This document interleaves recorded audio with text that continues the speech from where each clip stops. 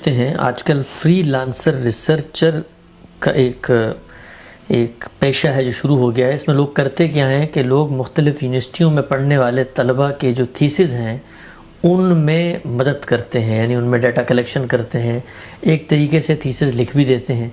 تو اس طرح کی کوئی سروس اگر کوئی طالب علم کسی دوسرے کے لیے دیتا ہے اور اس کا معاوضہ وصول کرتا ہے تو دینی لحاظ سے کوئی قباحت تو نہیں ہے اس میں؟ نہیں، کیا یونیورسٹیاں اس کو ایک جائز عمل سمجھتی ہیں؟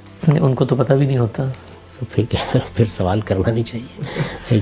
یہ ہر وہ چیز جس میں دھوکہ ہے، فریب ہے، اور خاص طور پر وہ اگر علم میں ہو، تعلیم میں ہو. تعلیم ایک بڑا مقدس پیشہ ہے.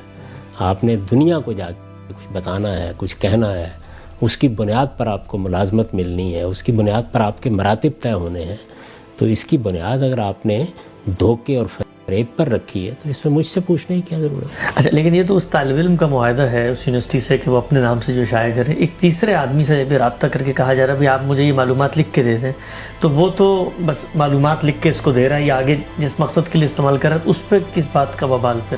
نہیں، دیکھیے بات یہ ہے کہ اگر اس کو یہ معلوم ہے کہ میں چوری میں، جھوٹ میں، دھوکے میں تعاون کر رہا ہوں، تو یہ ایسے ہی ہے نا کہ ایک آدمی مجھ سے یہ کہے کہ مجھے آج رات ایک مکان میں ڈاکہ ڈالنا ہے، تو ذرا اس موقع کو آپ ٹارچ پکڑ کے کھڑے ہو جائیے گا.